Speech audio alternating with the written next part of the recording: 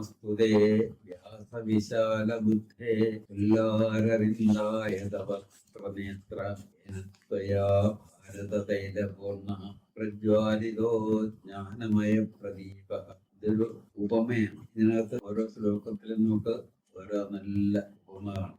ജ്ഞാനമയ പ്രദീപ, ജ്ഞാനമയമായ ജ്ഞാനരൂപത്തിലുള്ള ഒരു വിളക്കിന്റെ വർണ്ണനയാണ്. ഉല്ലാരവിന്ദായത പത്രനേത്ര കേനത്വയാ ഭാരതതൈലപൂർണ പ്രതിപാലിതോ ജ്ഞാനമയ പ്രദീപ.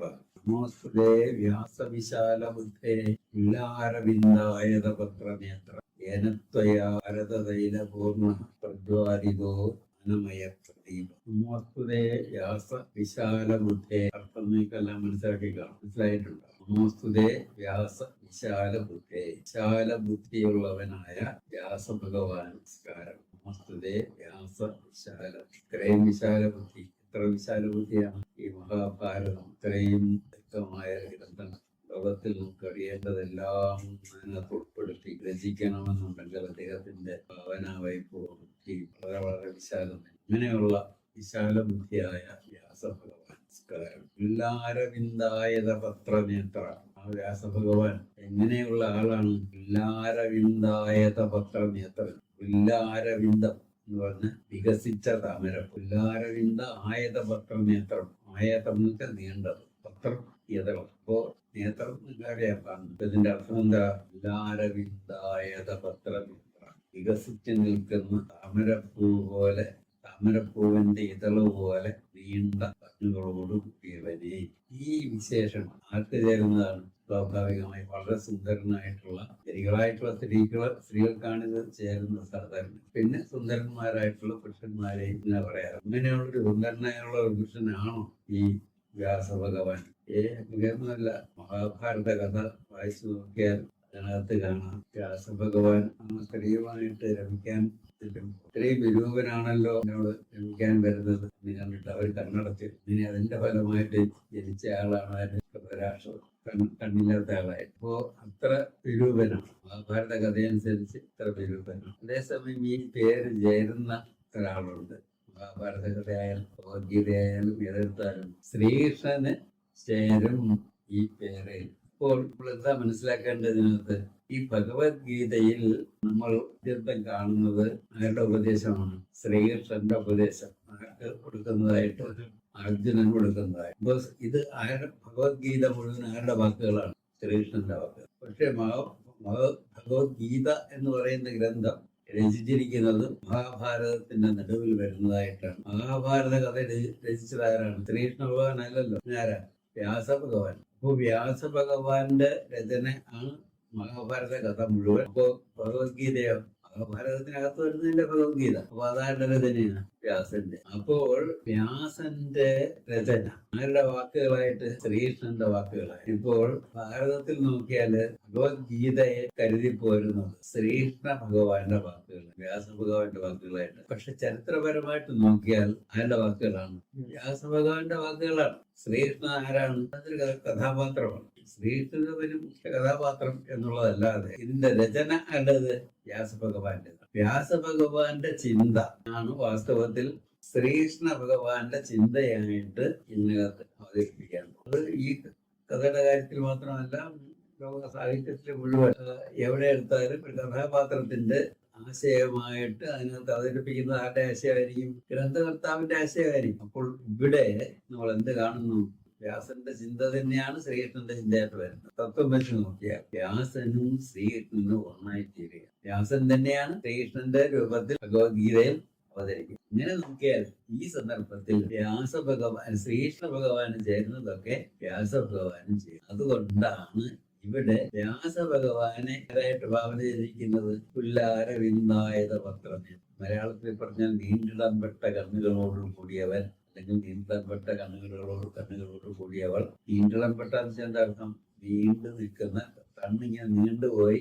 ഭാവനയില് കണ്ണങ്ങ് നീണ്ടുപോയി ഇങ്ങനെ കാതുവരെ എത്തും. ഏതായാലും കണ്ണ് നീണ്ടുപോയിരിക്കുന്നത് സൗന്ദര്യത്തിന്റെ ലക്ഷണമായിട്ടും, പുരുഷ സൗന്ദര്യമായാലും കൊള്ളാം, സ്ത്രീ സൗന്ദര്യമായാലും കൊള്ളാം, സൗന്ദര്യത്തിന്റെ ലക്ഷണമായിട്ട് പണ്ടേ കെട്ടിപ്പോയിരുന്നു. അത് വെച്ചുകൊണ്ടാണ് ഇവിടെ പിള്ളാരവിന്ദായത പത്രനേത്ര എന്ന് വ്യാസഭഗവാനെ വിളിച്ചിരിക്കുന്നത്. വാസ്തവത്തിൽ അത് ചേരുന്നതാക്കാണ് ശ്രീകൃഷ്ണ ഭഗവാനാണ്. ഇവിടെ അതുകൊണ്ട് നമ്മൾ മനസ്സിലാക്കേണ്ടത് ഭഗവത്ഗീതയെ സംബന്ധിച്ചിടത്തോളം ഭഗവത്ഗീത ഭഗവാൻ ശ്രീകൃഷ്ണനും ഭഗവാൻ വ്യാസനും ഒന്ന് തന്നെയാണ്. അല്ലെങ്കിൽ ഭഗവാൻ വ്യാസൻ തന്നെയാണ് ശ്രീകൃഷ്ണന്റെ രൂപത്തിൽ ഒരു കഥാപാത്രമായിട്ട് അവതരിപ്പിച്ച് ഈ ഗീത നമ്മുടെ മുമ്പിൽ അവതരിപ്പിക്കും. ഏനത്വയാ ഭാരതതൈലപൂർണ്ണ പ്രജ്വാലിതോ ജ്ഞാനമയ പ്രദീപ.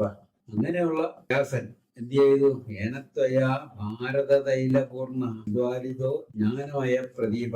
വ്യാസന് നമസ്കാരം പറഞ്ഞിട്ട് പറയാണ്, അങ്ങാണ് ഭാരത തൈലപൂർണ്ണ പ്രജ്വാലിതോ. ഭാരതമാകുന്ന തൈലം എണ്ണ കൊണ്ട് നിറച്ച കത്തിക്കണം. എണ്ണ വേണ്ടേ? സാധാരണ ഇലക്ട്രിസിറ്റി കൊണ്ടാണ് ഇതിലും കത്തിക്കുന്നതെങ്കിലും പണ്ടൊക്കെ എല്ലാ വീട്ടിലും നിലവിളക്ക് കത്തിക്കും. ഇപ്പോഴും നിലവിളക്ക് കത്തിക്കും ഇല്ലേ? നിലവിളക്ക് കത്തിക്കണമെങ്കിൽ എന്ത് വേണം? അതിനകത്ത് എണ്ണ വേണം, നിറച്ച എണ്ണ ഒഴിക്കും. ഇങ്ങനെയുള്ള തൈലം പൂർണ്ണം. അങ്ങനെ മഹാഭാരതമാകുന്ന തൈലം എണ്ണ ഒഴിച്ച് പൂർത്തീകരിച്ചിരിക്കുന്ന നിറച്ചിരിക്കുന്ന ഏനത്തയാ ഭാരതതൈലപൂർണ്ണ പ്രജ്വാലിതോ ജ്ഞാനമയ പ്രദീപ.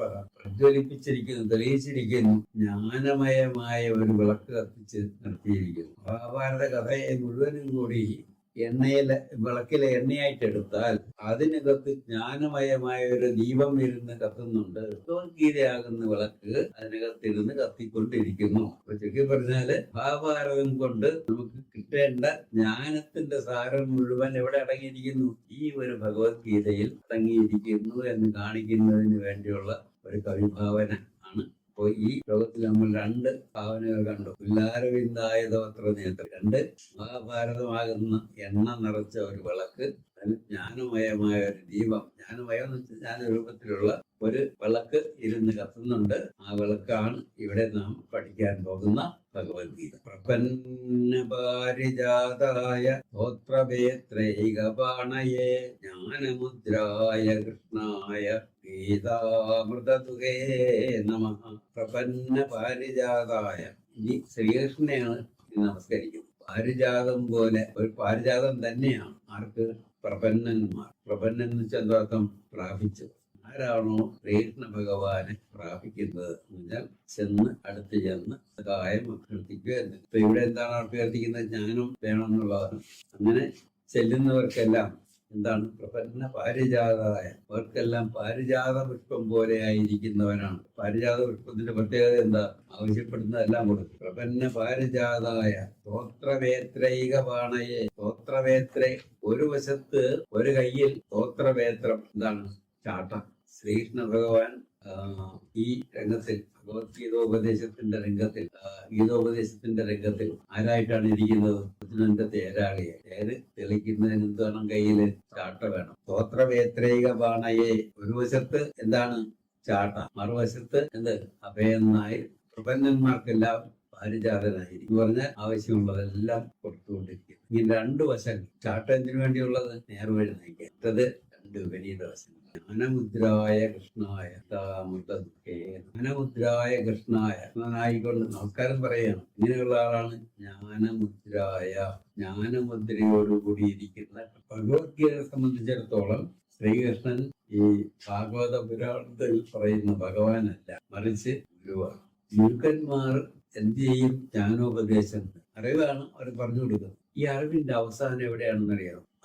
അറിവിന്റെ അവസാനത്തിനാണ് വേദാന്തം എന്ന് പറയുന്നത്. വേദാന്തം എന്ന് പറഞ്ഞാൽ എന്താ അർത്ഥം? പരമായിട്ട് പറഞ്ഞാൽ വേദത്തിന്റെ അർത്ഥം. വേദം എന്ന് പറഞ്ഞാൽ അറിവ്. അറിവിന്റെ അവസാനം. അറിവ് എവിടെയാണോ ചെന്ന് അവസാനിക്കുന്നത്? അറിവ് തന്നെ അവസാനമാണ്. സാധാരണ നിങ്ങളെല്ലാം പഠിച്ചു വെച്ചിട്ടുള്ളത് അറിവിന് അവസാനമില്ല.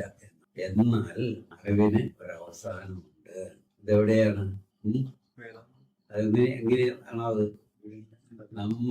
നമ്മൾ സാധാരണഗതിയിൽ നമുക്ക് പരിചയമുള്ള അറിവ്, ഇതിന് ഓരോരുത്തർക്കും പരിചയമുള്ള അറിവ് എങ്ങനെയുള്ളതാണ്? ഒരാൾ ഒരു കാര്യം മനസ്സിലാക്കുന്നു.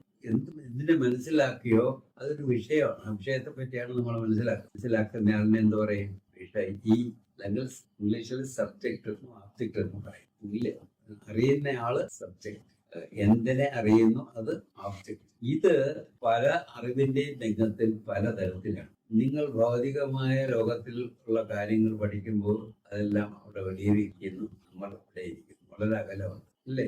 അതോ എത്രയോ അകലമുള്ളതായിട്ട് നമുക്ക് മനസ്സിലാവും. അതേസമയം നിങ്ങൾ ഇംഗ്ലീഷ് സാഹിത്യം പഠിക്കാറുണ്ട്, പഠിക്കില്ലേ? ഇംഗ്ലീഷ് പഠിക്കില്ലേ, അതിനകത്ത് പഠിക്കുന്ന കാര്യങ്ങൾ ഇത്രയും വെളിയിലിരിക്കുന്ന ഒരു കാര്യമാണ്. അവിടെ എന്താ പഠിക്കുന്നില്ലേ, പഠിക്കുന്നു. ഇത്രയും അകലത്തിലിരിക്കുന്ന ഒരു കാര്യമാണോ നമ്മൾ പഠിക്കുന്നത്. അപ്പൊ കുറച്ചുകൂടെ അടുത്ത് അല്ലേ, നമ്മുടെ മനസ്സിനെ പറ്റി നമ്മൾ പഠിക്കുന്നില്ലേ. അപ്പോഴോ അത് കൂടുതലെടുക്കും, മനസ്സ് കൂടുതലെടുത്ത് അല്ലേ. അപ്പോ സബ്ജക്റ്റും ഓബ്ജക്റ്റും കൂടുതലെടുക്കും. ഇനി നമ്മളെ പറ്റി തന്നെ പഠിക്കും. അപ്പോഴോ അവിടെ സബ്ജക്റ്റ് ആയി, ഓബ്ജക്റ്റ് സബ്ജക്റ്റ് ആയിത്തീരുന്നു, സബ്ജക്റ്റ് ഒബ്ജക്റ്റായി. അതിന്റെ അപ്പുറത്തോട്ട് ഇനി അറിവിന് പോകാൻ പറ്റും. അപ്പൊ അത് വേദത്തിന്റെ അറിവാണ്. വേദാന്തത്തിൽ ഗുരുക്കന്മാരെല്ലാം പഠിപ്പിക്കുന്നത് ഈ അറിവാണ്. നമ്മളെ തന്നെ അറിയുന്നു. വേദാന്തത്തിൽ അവസാന വാക്ക് ഏത് എന്ന് ചോദിച്ചാൽ ഓരോരുത്തരും അവരവരെ പറ്റി തന്നെ അറിയുന്ന അറിവ്. എനിക്ക് എന്നെ പറ്റിയുള്ള അറിവൊന്നും കണ്ട് പറഞ്ഞ് മനസ്സിലാക്കി തരാൻ പറ്റും? ഇല്ല, ആർക്കും പറ്റില്ല. ഓരോരുത്തർക്കും അവരവരെ പറ്റിയുള്ള അറിവിന്റെ സ്വഭാവം എന്താണെന്ന് ആർക്കും അങ്ങോട്ട് പറഞ്ഞ് വെളിപ്പെടുത്താൻ സാധിക്കില്ല. പക്ഷെ നമ്മൾ ഓരോരുത്തരും അറിയും. അങ്ങനെ നമുക്ക് വാക്കുകൊണ്ട് പറഞ്ഞ് മനസ്സിലാക്കിക്കാൻ സാധിക്കാത്തതും എന്നാൽ നമുക്ക് നേരിട്ട് എപ്പോഴും അനുഭവമുള്ളതും ആയ ഒരു അറിവാണ്. ഈ അറിവിനെയാണ് ആത്മജ്ഞാനം എന്ന് വിളിക്കുന്നത്. ഏതറിവിനെ? ഓരോരുത്തരും അവരവരെ തന്നെ അറിയുന്ന അറിവിന്. ഈ അറിവാണ് വേദാന്തം, അറിവിന്റെ അവസാനം. ഞാൻ പറഞ്ഞല്ലോ, നിങ്ങൾക്ക് ഓരോരുത്തർക്കും നമ്മളെ പറ്റി തന്നെയുള്ള അറിവ് എന്താണ് എന്ന് അങ്ങോട്ട് പറഞ്ഞ് മനസ്സിലാക്കാൻ സാധിക്കില്ലെങ്കിലും നമ്മളെപ്പോഴും അറിഞ്ഞുകൊണ്ടേ ഇരിക്കും. ആ അറിവിന്റെ സ്വഭാവം, ആ അറിവ് കൊണ്ട് ആ അറിവിനെ നമുക്ക് എങ്ങനെ വെളിപ്പെടുത്തി കൊടുക്കാൻ പറ്റാണ്. വാക്കുകൊണ്ട് പറയാൻ പറ്റില്ല. വാക്കുകൊണ്ട് പറയാൻ പറ്റാത്ത തരത്തിലുള്ള അറിവ്, ആ അറിവിനെ നമുക്ക് എങ്ങനെ മറ്റൊരാളിലേക്ക് ആശയവിനിമയം ചെയ്ത് കൊടുക്കാം. മൗനമാണ് ഈ വേദാന്ത ജ്ഞാനോപദേശത്തിലെ ഏറ്റവും അവസാനത്തെ പാഠം. അങ്ങനെ മൗനം കൊണ്ട് നമ്മൾ വെളിപ്പെടുത്തി കൊടുക്കാൻ സാധിക്കുന്നതായ അറിവിനെ സംബന്ധിക്കുന്ന ഒരടയാളമാണ് ജ്ഞാനമുദ്ര. അത് കൈകൊണ്ട് കാണിക്കുന്ന ഒരു മുദ്രയാണ്. അറിയാമോ? തള്ളവിരലും ചൂണ്ടുവിരലും ചേർത്തൊരു സർക്കിൾ, പിന്നെ 3 വിരല് വേറെ വേറെ. തള്ളവിരലും ചൂണ്ടുവിരലും ചേർന്നൊരു സർക്കിളായത് ഇതിനെ സൂചിപ്പിക്കുന്നു. ഇപ്പൊ പറഞ്ഞ തന്നെ സബ്ജക്ട് തന്നെ ഒബ്ജക്റ്റായി തീർന്ന അവസ്ഥയെ സൂചിപ്പിക്കുന്നതാണ് ഇത്. മറ്റു 3 വിരലും മാറി നിൽക്കും. ഈ ലോകമെല്ലാം നമ്മളെ തന്നെ അറിയുന്ന ആ സന്ദർഭത്തിൽ നമ്മൾ ലോകത്തെ പറ്റി ഒന്നും അറിയുന്നോ? ലോകത്തിന്റെ കാര്യമേ വേണം. അപ്പൊ ഈ ലോകത്തിന്റെ കാര്യമെല്ലാം മറക്കുന്നത് അത് 3 വിരലങ്ങ് മാറിയിരിക്കും. എന്തിനാ 3? അത് ലോകത്തിന്റെ സ്വഭാവം ത്രിഗുണങ്ങളോട് കൂടിയതാണ്. സത്വം, രജസ്, തമസ് എന്ന് പറയുന്ന 3 ഗുണങ്ങളോട് കൂടിയതാണ്. ഈ 3 ഗുണങ്ങളോട് കൂടിയ ഈ ലോകം മാറി നിൽക്കുന്നു. ജ്ഞാതാവും ജ്ഞേയവും ഒന്നായി ഞാൻ കാണിക്കുന്ന ഇതിന്റെ പേര്. ഇതാണ് പേര് ജ്ഞാനമുദ്ര. അതുകൊണ്ട് ജ്ഞാനമുദ്രായ കൃഷ്ണായ, ജ്ഞാനമുദ്രയോടുകൂടിയിരിക്കുന്നതായ കൃഷ്ണ നമസ്കാരം പറയും. പിന്നെ ഗീതാമൃതേ നമഃ, ഇങ്ങനെയുള്ള കൃഷ്ണ നമസ്കാരം. ആ കൃഷ്ണൻ എങ്ങനെയുള്ള ആളാണ്? ഇവിടെ ഗീതാമൃതമാകുന്ന, ഗീത തന്നെ ഒരു അമൃതമാണ്. അമൃതത്തിന്റെ കാര്യം പറഞ്ഞില്ലേ? ഗീതാമൃത ദുഃഖം എന്ന് വെച്ചാൽ ഗീതയാകുന്ന പാൽ കറന്നു തരുന്ന പാല് കറവക്കാരനായിരിക്കുന്ന കൃഷ്ണന് നമസ്കാരം. അപ്പൊ ഇവിടെ എന്തെല്ലാം നമ്മൾ കണ്ടു? ഗീത ഒരു അമൃതമാണ്. അമൃതത്തിന്റെ കാര്യം തന്നെ പറഞ്ഞു. പിന്നെ അമൃതം എന്ന് പറഞ്ഞ പാലെന്ന് അർത്ഥമുണ്ട്. ആ ഗീതയാകുന്ന പാല് നമുക്ക് കറന്നു തരുന്ന കറവക്കാരനായിരിക്കുന്ന ഭഗവാൻ നമസ്കാരം. അപ്പൊ എന്ത് കറവക്കാരനാണ്? അതിന്റെ മുഴുവൻ ഒരു ചിത്രമാണ് അടുത്ത ശ്ലോകത്തിൽ പറയുന്നത്. എന്താണ്? സർവോപനിഷതോ ഗാവോ ദോക്താ ഗോപാലനന്ദനഃ പാർത്ഥോ വത്സസ്തുധീർഭോക്ത തം ഗീതാമൃതം മഗത്. എന്താണ് വാസ്തവത്തിൽ ആ പശു? ആര് കറക്കുന്നു? കുട്ടിയാർ? ഇതെല്ലാം എടുത്തു പറഞ്ഞിരിക്കുന്നു. സർവോപനിഷതോ ഗാവോ, സർവ ഉപനിഷത്തുകളും എടുത്താൽ അതാണ് അവിടെ പശു എന്ന് പറഞ്ഞാൽ ഇതിന്റെ സാരം എന്താണ്? സർവ ഉപനിഷത്തുകളിലും പറഞ്ഞിരിക്കുന്ന ജ്ഞാനത്തിന്റെ സാരം തന്നെയാണ് ഭഗവത്ഗീത നമുക്ക് ഉപദേശിച്ചു തരുന്നത്. അതുകൊണ്ട് സർവോപനിഷത്തുകളെ ഇവിടെ എന്തായിട്ട് ഭാവന ചെയ്തു? പശുവായിട്ട് ഭാവന ചെയ്തു. സർവോപനിഷത്തോ ഗാവോ ദോക്ത ഗോപാലനന്ദനഃ. ദോക്താന്ന് വെച്ചാൽ കറവക്കാരൻ. കറവക്കാരൻ ആരാണ്? ഗോപാലനന്ദനൻ. ഗോപാലനന്ദൻ ആരാ? ഇപ്പൊ ശ്രീകൃഷ്ണനാണ് ഇവിടെ ദോക്താവായിട്ട്, കറവക്കാരനായിട്ട് വന്നിരിക്കുന്നത്. പാർത്ഥോ വത്സഹ. വത്സൻ എന്ന് വെച്ചാൽ കുട്ടി, മകനെന്നും കുട്ടിയെന്നൊക്കെ അർത്ഥം. പശു പാല് കറന്നു തരണമെന്നുണ്ടെങ്കിൽ എന്ത് വേണം? പശുക്കുട്ടി ആദ്യം വിട്ട് പാലൊന്ന് ചുരത്തിക്കണം. അങ്ങനെ ആ പാല് ചുരത്തിക്കാൻ ഉപകരിക്കുന്ന കുട്ടിയാണ് പാർത്ഥൻ, അർജുനൻ. ഇങ്ങനെയാണ് ഇടയ്ക്കിടയ്ക്ക് ശ്രീകൃഷ്ണനോട് അർജുനൻ ഓരോ ചോദ്യമാകുന്ന കുത്തങ്ങാട്ട് ഇട്ട് കൊടുക്കും. ഈ കുട്ടി എന്താ ചെയ്യുന്നത്? ഈ ഇടിക്കില്ലേ? അതുപോലെ അർജുനനും ഓരോ ചോദ്യമാകുന്ന ഇടി അങ്ങോട്ട് വെച്ച് കൊടുക്കും. അപ്പോ ശ്രീകൃഷ്ണൻ പുതിയ പാലിങ്ങനെ ചുരന്നുകൊണ്ടിരിക്കും. പിന്നെ ദോക്ത ഗോപാലനാണ് പാർത്ഥോ വത്സക. പിന്നെ സുധീർ പോക്ത, ഈ പാൽ ആരാ കുടിക്കാൻ പോകുന്നത്? ആർക്കു വേണ്ടിയാണ് കറക്കുന്നത്? സുധി എന്ന് വെച്ചാൽ നല്ല ബുദ്ധിയുള്ളവർക്ക് വേണ്ടിയാണ്, എല്ലാവർക്കും വേണ്ടിയല്ല. നല്ല ബുദ്ധിയുള്ളവർക്ക് വേണ്ടി മാത്രമായിട്ടാണ് ഈ പാല് കറന്നു വയ്ക്കുന്നത്. ആര് കറന്നു വയ്ക്കുന്നത്? ശ്രീകൃഷ്ണൻ കറന്നു വയ്ക്കുന്നത്. ദുഗ്ധം ഗീതാമൃതം മഹത്. പാലേതാ? ദുഗ്ധം വെച്ചാൽ പാല്, കറന്ന പാല്. ദുഗ്ധം ഗീതാമൃതം മഹത്. ഗീതയാകുന്ന പാല് തന്നെയാണ് ദുഗ്ധമായിരിക്കുന്നത്. കറന്നെടുത്തത് ദുഗ്ധം, ദോഹനം ചെയ്തത് ദുഗ്ധം. അങ്ങനെ ദുഗ്ധമായിരിക്കുന്നത് എന്താണ്? ഗീതാമൃതം. ഏറ്റവും മഹത്തായ ഭഗവത്ഗീതയാകുന്ന പാല് തന്നെയാണ് കറന്നെടുത്തിരിക്കുന്നത്. അപ്പൊ ഇങ്ങനെയെല്ലാം പൂർത്തിയായില്ലേ? പശുവായി, കുട്ടിയായി, പാല് കറവക്കാരനായി, പാലായി, കുടിക്കുന്ന ആളുവരെയായി. അപ്പൊ ഇങ്ങനെ ഒരു ഒറ്റ ശ്ലോകത്തിനകത്ത് ഒരു പശുവിന്റെ ബൊമ്മ കൊണ്ടുവന്നിട്ട് ഈ ഭഗവത്ഗീതയുടെ മഹാത്മ്യവും ശ്രീകൃഷ്ണന്റെ മഹാത്മ്യവും എല്ലാം ഇങ്ങനെ ചിത്രീകരിച്ചിരിക്കുകയാണ്. വസുദേവസുതം ദേവം സജാനൂരമർദ്ദനം ദേവകീ പരമാനന്ദം വന്ദേ ജഗദ്ഗുരും. വസുദേവസുതം ദേവം. ഈ ദേവൻ ശ്രീകൃഷ്ണ ദേവനെയാണ് നമ്മളിപ്പോൾ നമസ്കരിക്കുന്നത്. ചരിത്രപരമായിട്ട് നോക്കിയാൽ ആരുടെ മകനാണ്? വസുദേവന്റെ മകനാണ് ശ്രീകൃഷ്ണൻ. ഹംസചാണൂരമർദ്ദനം. ശ്രീകൃഷ്ണ ഭഗവാൻ എന്തിനു വേണ്ടി ജനിച്ചു? അവതാരങ്ങളുടെ കൂട്ടത്തിൽപ്പെട്ടതാണല്ലോ. പ്രധാനമായിട്ട് ഏത് അസുരനെ കൊല്ലാനായിട്ടാണ് ജനിച്ചത്? കംസനെ കൊല്ലാനായിട്ട് അല്ലേ? പിന്നെ വേറെയും അസുരന്മാരെ കൊന്നിട്ടുണ്ടാകുമെന്നാണ് ചാണൂരൻ. അങ്ങനെ കംസ ചാണൂര മർദ്ദനം. മർദ്ദനം എന്ന് വെച്ചാൽ മർദ്ദിക്കുക, ഇവിടെ കൊല്ലുക എന്നർത്ഥം. ആരെയെല്ലാം കൊന്നിരിക്കുന്നു? കംസനെയും ചാണൂരനെയും കൊന്നിരിക്കുന്നു. കംസനെയും ചാണൂരനെയും സംബന്ധിച്ചിടത്തോളം ശ്രീകൃഷ്ണ ഭഗവാൻ ആരാണ്? തന്നെ കൊല്ലാൻ വരുന്ന ശത്രുവാണ്. കംസ ചാണൂര മർദ്ദനം. ദേവകീ പരമാനന്ദം. ദേവകി ആരാണ്? അമ്മ. അമ്മയ്ക്കോ? ശ്രീകൃഷ്ണനെ സംബന്ധിച്ച് ആ അമ്മയ്ക്ക് ഉണ്ടായിരിക്കുന്ന എന്തായിരിക്കും അനുഭവം? എന്തായിരിക്കും? പരമാനന്ദം. അപ്പോൾ ആ മകനെ സംബന്ധിച്ച് ആനന്ദമല്ലാതെ മറ്റൊന്നും ഇല്ല. ദേവകീ പരമാനന്ദം കൃഷ്ണം വന്ദേ ജഗദ്ഗുരു. ഇങ്ങനെയുള്ള കൃഷ്ണൻ ജഗദ്ഗുരുവായിരിക്കുന്ന കൃഷ്ണന് നമസ്കാരം. ഇതിൽ നിന്ന് നമ്മൾ എന്താ മനസ്സിലാക്കുന്നത്? ഇവിടെ ഒരു കഥാപാത്രത്തെ പറ്റിയാണ് പറഞ്ഞിരിക്കുന്നത്. ആരെ പറ്റിയാ? ശ്രീകൃഷ്ണ ഭഗവാൻ.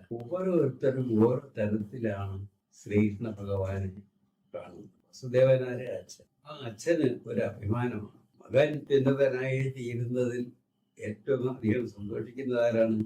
പിതാവാണ്. ശ്രീകൃഷ്ണ ഭഗവാനെ പറ്റിയും വസുദേവർക്കുള്ളത് സാധാരണ ആളല്ലല്ലോ ശ്രീകൃഷ്ണ ഭഗവാൻ. ഇത്രയും മഹാനായ ഒരു മകനാണല്ലോ എനിക്കുള്ളത് എന്നതിന്റെ പേരിൽ വലിയ അഭിമാനം അദ്ദേഹത്തിന് ഉണ്ടായിരുന്നു എന്ന് തന്നെ കരുതാം. വസുദേവ സുതം ദേവം. അങ്ങനെ വസുദേവന്റെ സുതനാണ്. കംസചാണൂര മർദ്ദനം. കംസചാണൂരന്മാരുടെ കണ്ണിൽ മർദ്ദിക്കാൻ വരുന്ന, കൊല്ലാൻ വരുന്ന ഒരാളാണ്. ദേവകീ പരമാനന്ദം. ദേവകിക്ക് പരമാനന്ദം. നമുക്ക് ജഗദ്ഗുരുവാണ്. കൃഷ്ണൻ വന്ദേ ജഗദ്ഗുരു. നമ്മൾ പറയുന്നു അങ്ങനെയുള്ള ജഗദ്ഗുരുവായ ശ്രീകൃഷ്ണന് നമസ്കാരം. അപ്പോ ഓരോരുത്തർക്കും ഓരോ തരത്തിലാണ് ഓരോരുത്തരെയും കാണാൻ സാധിക്കുന്നത്.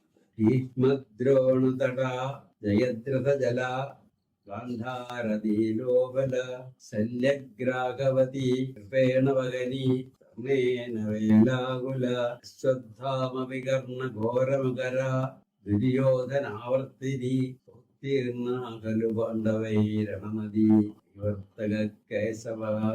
ഒരു നദിയെ പറ്റിയുള്ള വർണ്ണന. ആ നദിയുടെ അക്കര കടത്താനുള്ള ഒരാളിനെയും കാണിച്ചിരിക്കുന്നു. ആ നദിയുടെ സ്വഭാവം എന്താണ്? ഭീഷ്മദ്രോണ തട. ഭീഷ്മനും ദ്രോണനും രണ്ട് കരകളായിട്ടുണ്ട്. അപ്പൊ ഇത് യുദ്ധരംഗത്തുള്ള രണ്ടു വശങ്ങളാണോ കാണിക്കുന്നത്? ഇല്ല.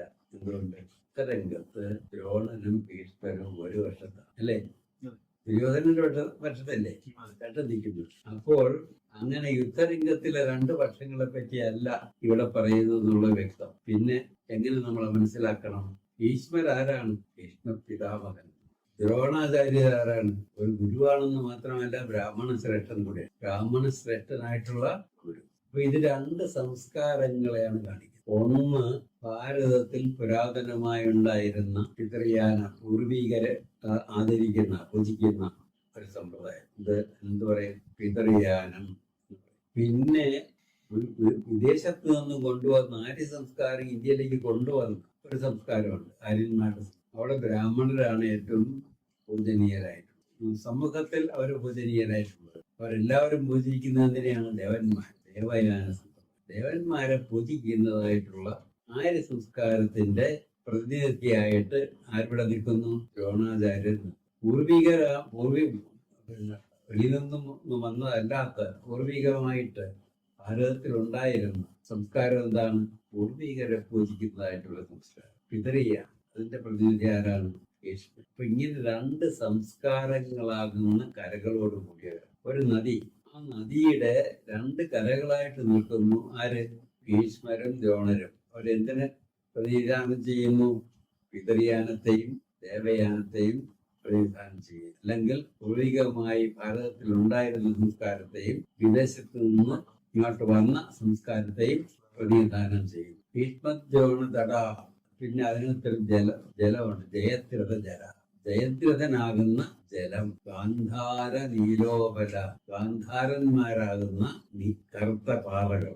നദികൾക്കകത്ത് ചിലപ്പോ പാറക്കൂട്ടങ്ങളെ കാണും, കറുത്ത പാറക്കൂട്ടങ്ങളെ കാണും. അങ്ങനെ ഗാന്ധാരന്മാരാകുന്ന കറുത്ത പാറക്കൂട്ടത്തോടു കൂടിയതും. ഗാന്ധാര നീലോപല. ശല്യഗ്രാഹവതി. ശല്യനാകുന്ന മുതലകളോട് കൂടിയതും. മുതലയുള്ളതിന് ശല്യനാകുന്ന മുതലയോട് കൂടിയതും. പിന്നെ ശല്യഗ്രാഹവതി. കൃപേണ വഹനി. കൃപനാകുന്ന ഒഴുക്ക് കൂടിയതും. കൃപേണ വഹനി. കർണേന വേലാകുല. കർണനാകുന്ന ഓളങ്ങളോട് അല്ലെങ്കിൽ തിരകളോട് കൂടിയതും.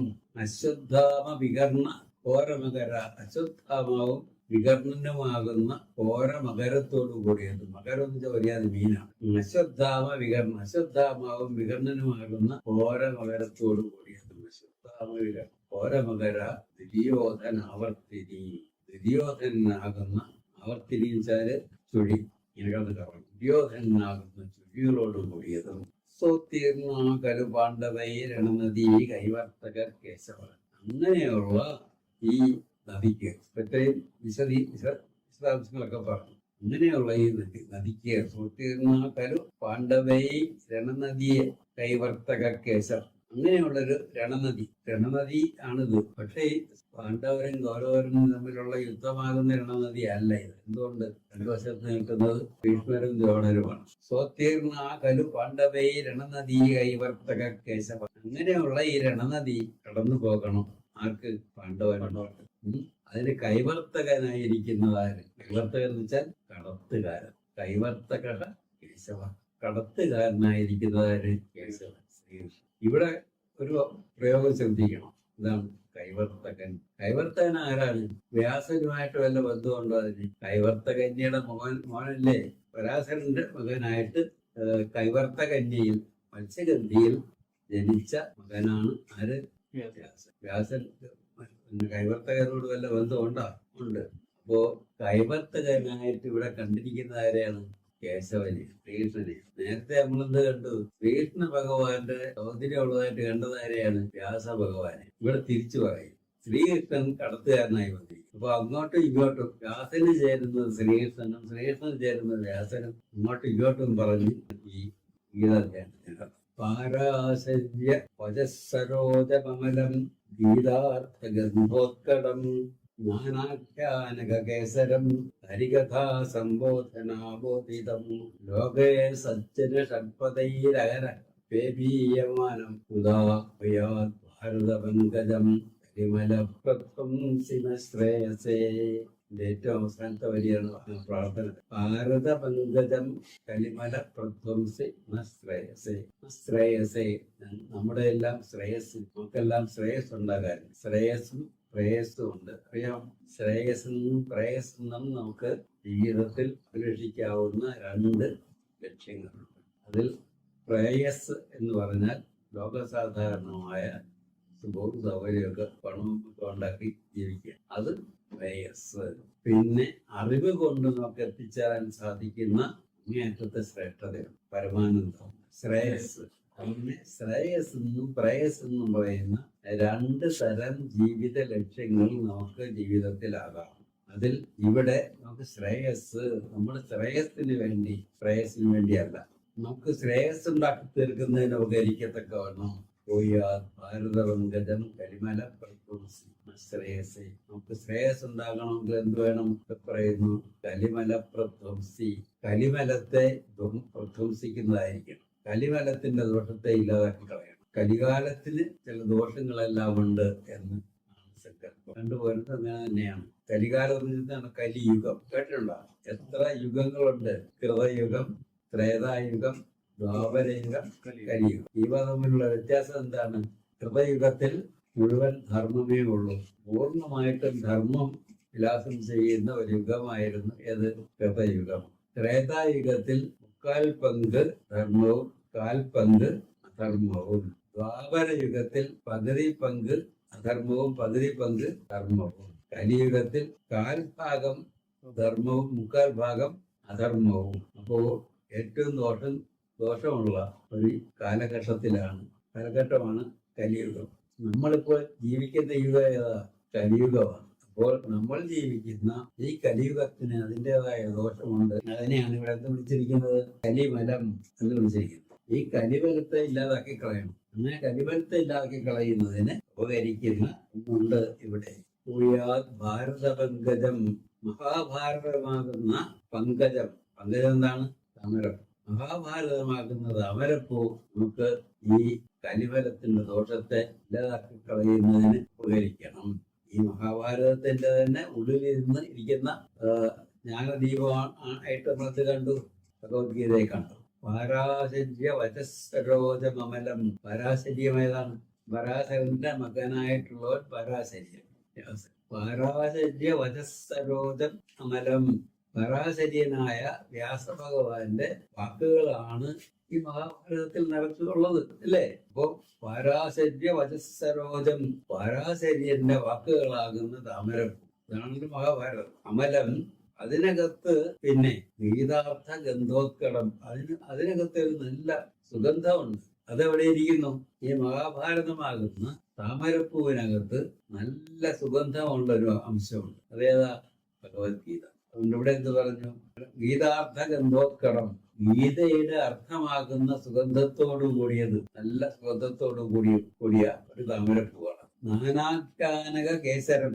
ആ താമരപ്പൂവില് കേസരങ്ങൾ, നാനാഖ്യാനക കേസരം. മഹാഭാരത കഥകളകത്ത് എത്ര കഥയുണ്ടെന്ന് ചോദിച്ചാല് നമുക്ക് അറിഞ്ഞൂടാ. ഒരുപാട് കഥകളുണ്ട്. നാനാഖ്യാനിക കേസരം. അങ്ങനെ അനേകമായ കഥകളാകുന്ന കേസരത്തോടു കൂടിയതും. നാനാഖ്യാനക കേസരം ഹരികഥാ സംബോധനാബോധിതം. അത് കൂടിയെടുത്താൽ ഹരികഥ. ഹരികഥ എന്ന് വെച്ചാൽ എന്താക്കും? ഹരിയുടെ കഥ, വിഷ്ണുവിന്റെ കഥ, ശ്രീകൃഷ്ണന്റെ കഥ. ശ്രീകൃഷ്ണന്റെ കഥ ഇതിനകത്ത് നിറച്ചുണ്ട്. മഹാഭാരതത്തിനകത്ത് ഒരുപാട് ശ്രീകൃഷ്ണന്റെ കഥകളുണ്ട്. ഹരികഥ സംബോധനാബോധിതം. അതിനകത്ത് ജ്ഞാനദായകമായ അതിന്റെ ഇതിവൃത്തം ഭഗവാൻ കൃഷ്ണന്റെ കഥയാണ്. ഹരികഥ സംബോധനാബോധിതം. ഭഗവാൻ കൃഷ്ണന്റെ കഥ കൊണ്ട് നമ്മളെ പ്രബുദ്ധരാക്കുന്ന ഒന്നാണത്. നമ്മളെ പ്രബുദ്ധരാക്കുന്ന എന്താർത്ഥം? അറിവുള്ളവരാക്കി തീർക്കുന്നവരാണ് എന്നതാണത്. ലോകയെ സജ്ജന ഷഡ്പദയിൽ അകരക പേപീയമാനം മുതാ. പിന്നെ താമരപ്പൂ ചെടിയിൽ നിൽക്കുന്ന കണ്ടിട്ടുണ്ടോ? താമര വള്ളിയിൽ നിൽക്കുന്ന കണ്ടിട്ടുണ്ടോ? അവിടെ ഇങ്ങനെ വിളർന്ന് നിൽക്കുന്ന കണ്ടിട്ടുണ്ടോ? വിളർന്ന് നിൽക്കുമ്പോൾ സംഭവിക്കും, വണ്ടുകൾ പറന്ന് അതിനകത്ത് വരും. അതും ഇവിടെ കണ്ടിരിക്കുന്നു. ലോകയെ സജ്ജന ഷഡ്പദൈ. ഷഡ്പദ വെച്ചാൽ എന്താ അർത്ഥം? കൊച്ചു കൊച്ചു വണ്ടുകൾ. ഇവിടെ കണ്ടായിട്ട് കാണുന്ന ആരെയാണ്? സജ്ജന ഷഡ്പദങ്ങൾ, സജ്ജനങ്ങളാകുന്ന. ഇവിടെ സജ്ജനങ്ങൾ എന്ന് വെച്ചാൽ എന്താ അർത്ഥം? നല്ല ആളുകൾ, അറിവിന് വേണ്ടി ദാഹിക്കുന്ന നല്ല ആളുകൾ ആകുന്ന വണ്ടുകൾ എന്ത് ചെയ്യുന്നു? ഈ ലോകത്തിൽ ലോകയെ സജ്ജന ഷഡ്പദൈ. ലോകത്തിലുള്ള എല്ലാ സജ്ജനങ്ങളും അഹരഹപ്യപീയമാനം മുതാ സന്തോഷത്തോടുകൂടി നുകരും. ഏതിന്റെ? ഈ മഹാഭാരതമാകുന്ന താമരയുടെ ഉള്ളിലുള്ള ഈ സുഗന്ധം തരുന്ന ഈ അംശത്തിലുള്ള തേൻ ഞാൻ കുടിക്കും. ഷഡ്പദയിൽ അകരകപ്പേബീയമാനം മുത ഞാൻ മുമ്പേ എന്ന വണ്ണം ഈ സജ്ജനങ്ങൾ അവർ എന്ത് ചെയ്യുന്നു? ദേവീയമാനം മുത അവരെപ്പോഴും കുടിച്ചുകൊണ്ടേയിരിക്കുന്നു. ഈ എന്ന് പറഞ്ഞാൽ ഭഗവത്ഗീതയിൽ നിന്നുള്ള ജ്ഞാനരഹസ്യം അവർ നിരന്തരം കുടിച്ചുകൊണ്ടേയിരിക്കുന്നു. പോയാ ഭാരത പങ്കജം, ഇങ്ങനെയുള്ള ഈ ഭാരതമാകുന്ന ഈ പങ്കജം, ഈ താമര പോയാ ആയിത്തീരട്ടെ. എന്തായിത്തീരട്ടെ? കലിമല പ്രധ്വംസി, കലിമലത്തിന്റെ ദോഷം തീരെയില്ലാതാക്കി കളയുന്നത് ഈ താമര ഉപകരിക്കട്ടെ. മഹാഭാരതമാകുന്ന താമര അതിന് ഉപകരിക്കട്ടെ. പ്രധ്വംസി ശ്രേയസ്, നമ്മുടെ എല്ലാം ശ്രേയസ്സിന് അത് ഇടവരുത്തട്ടെ.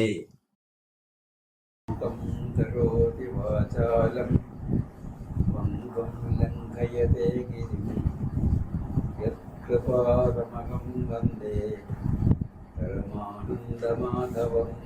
പരമാനന്ദ സ്വരൂപനായ മാധവന് നമസ്കാരം പറയുന്നതാണ് ഈ ശ്ലോകം. മാധവന് അഥവാ ശ്രീകൃഷ്ണ നമസ്കാരം പറയുന്നതോടൊപ്പം ഈ ഭഗവത്ഗീത പഠിച്ചാൽ അതിൽ അവതരിപ്പിക്കുന്ന ദർശനം നമ്മുടേതായി കഴിഞ്ഞാൽ എന്ത് പ്രയോജനം എന്നുകൂടി ഈ ശ്ലോകം വ്യക്തമാണ്. മൂകം കരോതി വാചാലം, മൂകനായിട്ടുള്ള ഒരുവനെ, മൂകനെന്ന് പറഞ്ഞാൽ സംസാരിക്കാൻ കഴിവില്ലാത്ത ഒരുവൻ, അങ്ങനെ സംസാരിക്കാൻ കഴിവില്ലാത്ത ഒരുവനെ ഇത് വാചാലനാക്കി മാറ്റിയെടുത്ത ഒരക്ഷരം പോലും പറയാൻ കഴിവില്ലാത്തവനെ നല്ല വാക്കുകളും സദാസമയവും പറയുന്നവനാക്കി മാറ്റണം. പിന്നീടോ പങ്കും ലംഘയതേഗിരിയും, പങ്കു എന്ന് പറഞ്ഞാൽ മുടന്തനെ മല കയറ്റം. സാധാരണഗതിയിൽ ഇതൊന്നും നടക്കാത്ത കാര്യം. അങ്ങനെ നടന്നാലോ മുടന്തന് മല കയറാൻ സാധിച്ചാൽ അവനുണ്ടാകുന്ന ആനന്ദം അത്രയായിരിക്കും. ഒരു വാക്ക് സംസാരിക്കാൻ കഴിവില്ലാത്തവന് ധാരാളം സംസാരിക്കുന്നവനായി മാറിയാൽ എന്ത് സന്തോഷമായിരിക്കും അവനുണ്ടാകുന്നത്. ഭഗവത്ഗീത പഠിച്ചു കഴിഞ്ഞാൽ മുടന്തൻ മല കയറും, മൂകൻ ധാരാളം സംസാരിക്കുന്നവനായി മാറും എന്നല്ല മനസ്സിലാക്കേണ്ടത്.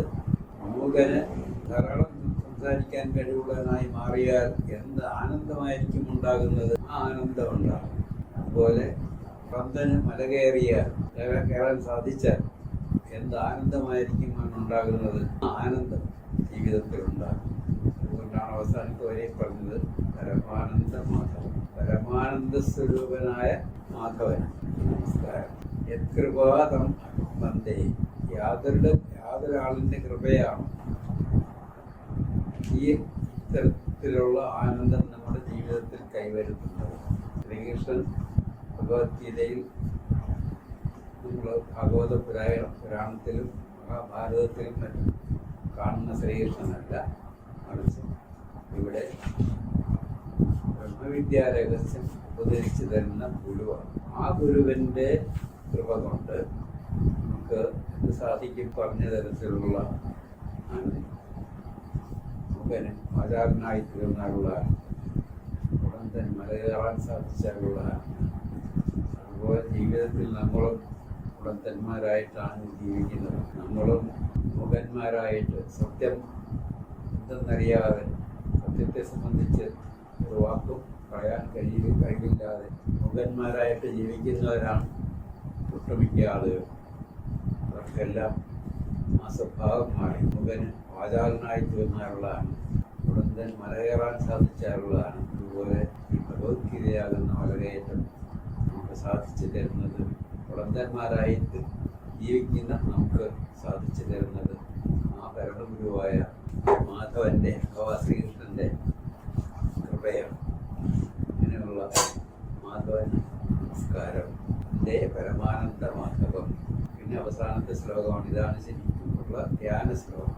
യം ബ്രഹ്മാ വരുണേന്ദ്ര രുദ്രമരുതഃ തുന്വന്തി ദിവ്യൈസ്തവൈഃ വേദൈഃ സാംഗപദക്രമോപനിഷദൈർഗായന്തി യം സാമഗാഃ ധ്യാനാവസ്ഥിതേന മനസാ പശ്യന്തി യം യോഗിനോ യസ്യാന്തം ന വിദുസ്സുരാസുരഗണാ ദേവായ തസ്മൈ നമഃ. ഇതിൻ്റെ അർത്ഥം എന്താണ്? യം യാതൊന്നിനെയാണോ ബ്രഹ്മാ വരുണേന്ദ്ര രുദ്ര മരുത.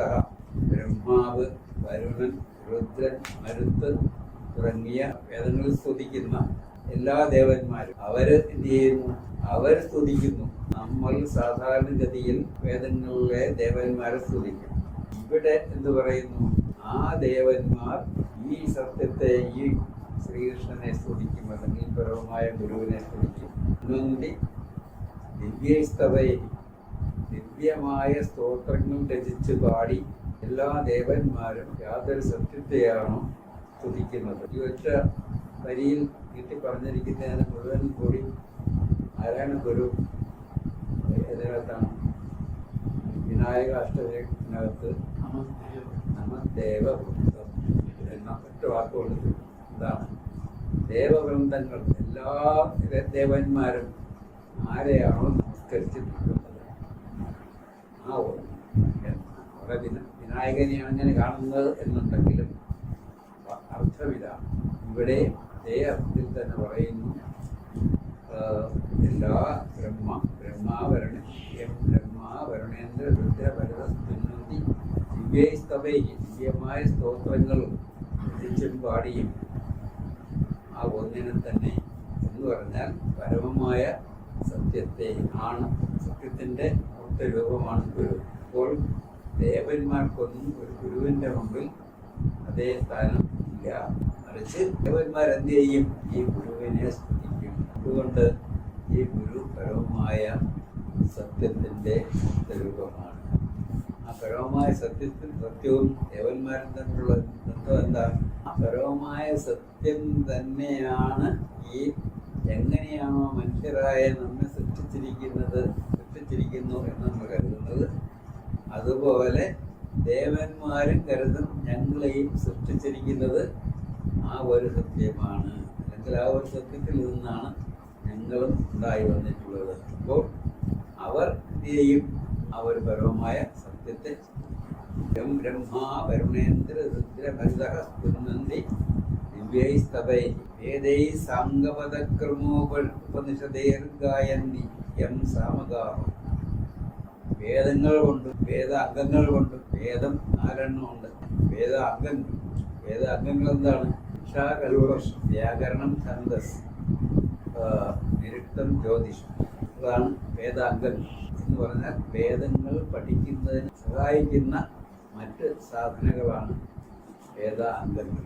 ശിക്ഷ എന്ന് പറഞ്ഞാൽ വേദങ്ങളിലെ അക്ഷരങ്ങൾ ചൊല്ലുന്നതിന് ചില നിയമങ്ങളൊക്കെ ഉണ്ട്. അത് വേദം അച്ചടിച്ച് വെച്ചിട്ടുള്ള പുസ്തകങ്ങൾ നമുക്ക് അതിൻ്റെ മുകളിലും താഴെയൊക്കെ ചില വരെയും കുറിയും കാണാം. അതെല്ലാം വേദം എങ്ങനെ ഉച്ചരിക്കണം എന്ന് കാണിക്കുന്ന അടയാളങ്ങളാണ്. ഇത്തരത്തിൽ ആ നിയമങ്ങളെല്ലാം പാലിച്ച് വേദം ചൊല്ലുന്നവർ വളരെ അപൂർവം എന്ന് തന്നെ പറയാം. കേരളത്തിൽ ഇപ്പോൾ അങ്ങനെ ഒരു സ്ഥലത്ത് എവിടെയാണ്? കടവല്ലൂർ അന്യോന്യം എന്ന സ്ഥലത്ത് കടവല്ലൂർ അന്യോന്യം അവിടെ ക്ഷേത്രത്തിൻ്റെ അകത്ത് വെച്ചാണ് നടന്നത്. അവിടെ ഈ വേദങ്ങൾ പഠിച്ച ബ്രാഹ്മണർ വന്നിരുന്ന് ഈ വേദങ്ങളിലുള്ള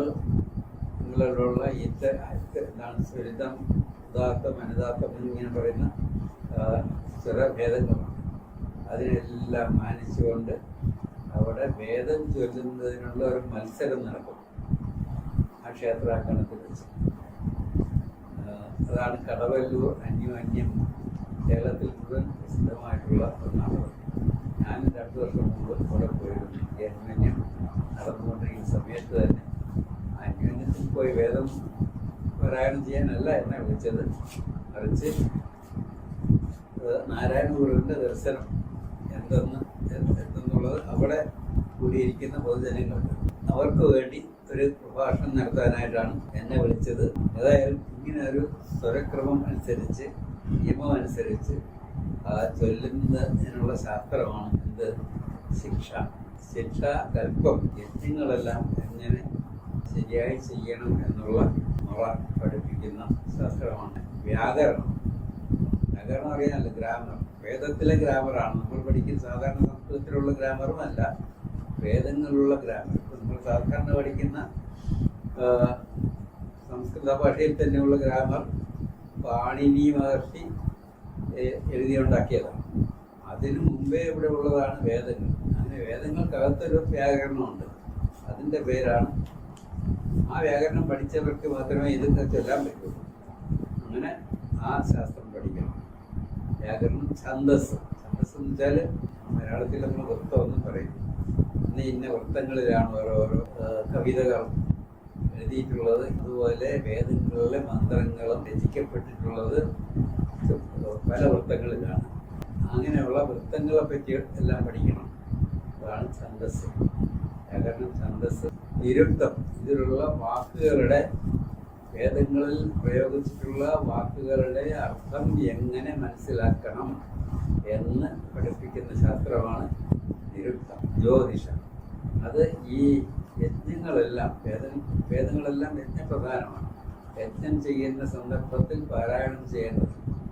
അങ്ങനെയുള്ള യജ്ഞം ഏതേത് സമയത്ത് വേണം നടത്തേണ്ടത്. ജ്യോതിഷം എന്ന് നമുക്ക് ഇന്നറിയാവുന്നത് ഓരോരുത്തർക്കും ഓരോ കുഞ്ഞ് ജനിച്ചാൽ ആ കുട്ടിയുടെ ജാതകം എഴുതുന്നതിനെല്ലാം ഉപയോഗിക്കുന്ന ശാസ്ത്രമായിട്ടാണ് നമുക്കെല്ലാം അറിയാവുന്നത്. എന്നാൽ വേദസന്ദർഭത്തിലെ ജ്യോതിഷം എന്ന് പറയുന്നത് ഈ വേദങ്ങളിൽ വിധിച്ചിട്ടുള്ള യജ്ഞാദി കർമ്മങ്ങൾ എപ്പോൾ എവിടെ വച്ച് എങ്ങനെ നടത്തണം എന്ന് നിശ്ചയിക്കുന്ന ശാസ്ത്രമാണ് ജ്യോതിഷം. ഇങ്ങനെ ഇതിനെല്ലാമാണ് എന്ത് പറയുന്നത്? വേദ അംഗങ്ങൾ. ഇപ്പോൾ വേദങ്ങൾ, വേദ അംഗങ്ങൾ, പദക്രമം, പിന്നെ ഉപനിഷത്തുകൾ. ഇവയിലെല്ലാം സ്തുതിച്ചിരിക്കുന്നത് ഒരൊറ്റ സത്യത്തെയാണ്. പറഞ്ഞാൽ ഒരു സത്യം പഠിപ്പിക്കുവാൻ വേണ്ടിയുള്ളതാണ് ഈ ശാസ്ത്രങ്ങളെല്ലാം. ഏത് സത്യമാണത്? അത് നമ്മളെയും ഈ പ്രപഞ്ചത്തെയും സംബന്ധിക്കുന്ന ആത്യന്തികമായ രഹസ്യം പഠിപ്പിക്കുവാനുള്ളതാണ്. അങ്ങനെയുള്ള ഈ വേദങ്ങൾ ഇവയെല്ലാം എന്ന് പറയുന്നത് ഹൃദയർഗായന്തി, ഇവയിലെല്ലാം പാടി സ്തുതിച്ചിരിക്കുന്നത് ഈ ഒരു സത്യത്തെപ്പറ്റി മാത്രമാണ്. പിന്നെയോ സാമഗാഹ, സാമഗാനങ്ങളും ചെയ്യുന്നത് പാടി സ്തുതിക്കുന്നത് തന്നെയാണ്. ഇതിനാണ് പ്രത്യേകം പറഞ്ഞത് എന്ന് ചോദിച്ചാൽ 4 വേദങ്ങളിൽ പെട്ടതാണ് സാമവേദവും എന്നുണ്ടെങ്കിൽ മറ്റ് 3 വേദങ്ങളിലെയും മന്ത്രങ്ങളെ നമ്മൾ മന്ത്രം എന്ന് തന്നെ പറയുകയും ഈ നേരത്തെ പറഞ്ഞ ശിക്ഷാ നിയമപ്രകാരം അത് ചൊല്ലുകയും, എന്നാൽ അത് ഇല്ലാതെ ചൊല്ലുന്ന ഒരു പാട്ടായിട്ട് സാമഗാനങ്ങളാണ്, ഗാനം ചെയ്യാനുള്ളതാണ്. അങ്ങനെ പാട്ടായിട്ട് പാടി ശീലിക്കേണ്ടതാണ് സാമഗാനങ്ങൾ. അങ്ങനെ അതിനെ അത് പാടി ശീലിക്കുന്നതിനെയാണ് ഉദ്ഗീതം എന്ന് പറയുന്നത്. അങ്ങനെ ഉദ്ഗീതമായി പാടേണ്ട വേദമാണ് സാമവേദം. അതുകൊണ്ട് വേദത്തിലെ മന്ത്രങ്ങളെ സാമഗാനങ്ങൾ എന്നാണ് പറയുന്നത്. അതുകൊണ്ട് സാമഗാനങ്ങളും വാസ്തവത്തിൽ സ്തുതിക്കുന്നത് ഈ ഒന്നിനെ തന്നെയാണ്. അപ്പോൾ ഇത് പറഞ്ഞാൽ വേദത്തിൻ്റെ പശ്ചാത്തലത്തിൽ വരുന്ന എന്തെല്ലാം ഉണ്ടോ, ഉപനിഷത്ത് ഉൾപ്പെടെയുള്ള സകല ഈ പൗരാണികമായ ആത്മശാസ്ത്രങ്ങളും സ്തുതിക്കുന്നത് ഈ ഒന്നിനെ തന്നെയാണ്. എന്ന് പറഞ്ഞാൽ ഇതെല്ലാം കൊണ്ട് ഉദ്ദേശിച്ചിട്ടുള്ളത് ഒന്ന് മാത്രം, ഒരു പരമമായ സത്യം ഗ്രഹിക്കുക മാത്രം. ആ പരമമായ സത്യത്തിൻ്റെ മൂർത്തരൂപമാണ് ഗുരു. ഗുരു സാക്ഷാത് പരം ബ്രഹ്മ എന്ന് നമ്മൾ ചൊല്ലുന്നില്ലേ, അത് തന്നെയാണ്. ഇതും ചുരുക്കി നാരായണ ഗുരു എന്ത് പറഞ്ഞിരിക്കുന്നു, ഒരു രീതിയിലാണ് പറഞ്ഞിരിക്കുന്നത്. ലസത് വേദഗന്ധം, വേദങ്ങളുടെ ഗന്ധമായി ലസിക്കുന്നത്. വേദങ്ങളുടെ ഗന്ധം എന്ന് വെച്ചാൽ കിഴങ്ങ്. വേദങ്ങളുടെ കിഴങ്ങുള്ള ചെടിയാണെങ്കിൽ ആ ചെടിയുടെ ഏറ്റവും ചൈതന്യവത്തായ, ഏറ്റവും പ്രധാനപ്പെട്ട അവയവം ഏതായിരിക്കും? അത് കിഴങ്ങായിരിക്കും. അതിൽ നിന്നാണ് വീണ്ടും പുതിയ ചെടി ഉത്ഭവിച്ചു വരേണ്ടത്. അതിൻ്റെ ആ ചെടിയുടെ സർവ്വബീജവും ആ ഒരു കിഴങ്ങിനകത്ത് അടക്കി വച്ചിട്ടുണ്ടാവും. അതുപോലെ ഇവിടെ എന്താ പറയുന്നത്? ലസത് വേദ ഗന്ധം. വേദങ്ങളുടെ എല്ലാം ഗന്ധമായിട്ട്, കിഴങ്ങായിട്ട് ലസിച്ചുകൊണ്ടിരിക്കുന്നത്, പ്രകാശിച്ചുകൊണ്ടിരിക്കുന്നത്. അപ്പോൾ സദാസമയവും ഈ വേദങ്ങൾ എന്ന് പറയുന്ന ശാസ്ത്രത്തിൻ്റെ കിഴങ്ങായിട്ട് അതിൻ്റെ എല്ലാ വീര്യത്തെയും അതിലെന്തെല്ലാം ഉണ്ടോ പഠിക്കേണ്ടതായിട്ട് അതിനെ എല്ലാം ഉൾക്കൊണ്ടുകൊണ്ട് വർത്തിക്കുന്ന ഒന്നാണ് ആര്? പരമമായ സത്യം. ആ സത്യത്തിന്റെ മൂർത്തരൂപമാണ് അത് പഠിപ്പിക്കുന്നയാള്.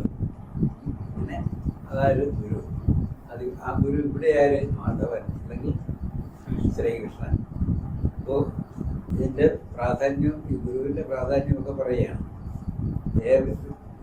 സംഗവതക്രമോപനിഷതേർഗായന്തി യം സമഗാഹ ജ്ഞാനാവസ്ഥിത തദ്ഗതേന മനസാ പശ്യന്തി യം യോഗിനോ. യാതൊന്നിനെ യോഗികൾ, യം യോഗിന, യാതൊന്നിനെയാണോ യോഗികൾ നിരന്തരം അവർ കണ്ടുകൊണ്ടിരിക്കുന്നു. ജ്ഞാനാവസ്ഥിത തദ്ഗതേന മനസാ പശ്യന്തി. പശ്യന്തി എന്ന് പറഞ്ഞാൽ കണ്ടുകൊണ്ടേയിരിക്കും. എങ്ങനെ കാണുന്നു? ധ്യാനാവസ്ഥിത തദ്ഗതേന മനസാ. ധ്യാനത്തിൽ അവസ്ഥിതം, അടിയുറച്ച്, ധ്യാനത്തിൽ ഉറച്ചു നിൽക്കുന്ന മനസ്സ്. പിന്നെ എങ്ങനെയുള്ള മനസ്സ്? തദ്ഗതേന മനസാ. ഏതൊന്നിനെയാണോ ഇവിടെ നമുക്ക് കണ്ടെത്തേണ്ടത് അതിൽ നിരന്തരം ചെന്ന് പറ്റുന്ന തദ്ഗതേന മനസാ.